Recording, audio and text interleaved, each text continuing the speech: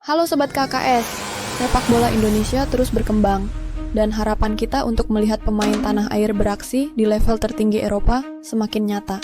Salah satu nama yang belakangan ini mencuri perhatian adalah Kevin Dix. Pemain berdarah Indonesia Belanda ini akan segera bergabung dengan Borussia Mönchengladbach di Bundesliga musim depan. Apakah dia bisa menjadi pemain Indonesia pertama yang bermain di Bundesliga?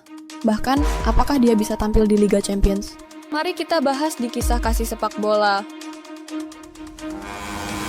Kevin Dix adalah pemain yang lahir di Belanda dan memiliki darah Indonesia dari garis keturunannya.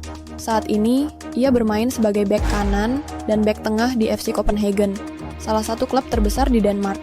Tidak hanya bermain reguler, Dix juga tampil gemilang di kompetisi Eropa seperti Liga Champions dan Liga Eropa. Bahkan, beberapa laporan menyebutkan bahwa performanya menarik perhatian klub-klub top Eropa. Hingga akhirnya ia dikaitkan dengan kepindahan ke Borussia Mönchengladbach di Bundesliga. Dan benar saja, transfer ini benar-benar terjadi, maka Kevin Dix berpotensi menjadi pemain Indonesia pertama yang merumput di Bundesliga. Dan bukan hanya sekadar bermain, ia juga mungkin akan berlaga di Liga Champions.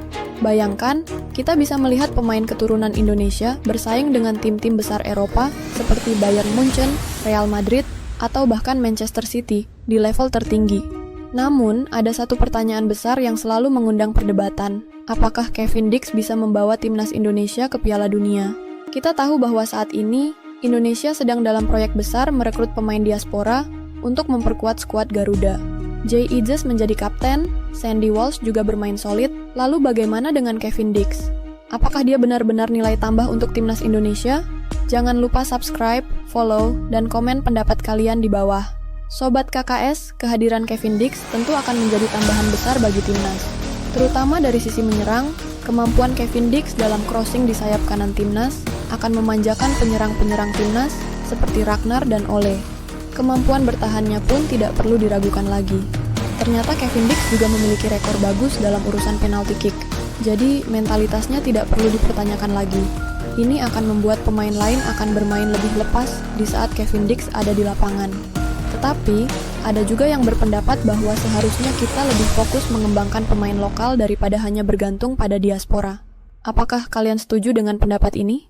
Atau justru mendukung penuh proyek naturalisasi? Meskipun kita tetap harus mendukung langkah ini, karena secara garis keturunan mereka ini adalah orang Indonesia yang dipanggil pulang kembali untuk membela Garuda. Mari kita diskusikan di kolom komentar. Terima kasih sudah menonton. Sampai jumpa di video selanjutnya di Kisah Kasih Sepak Bola.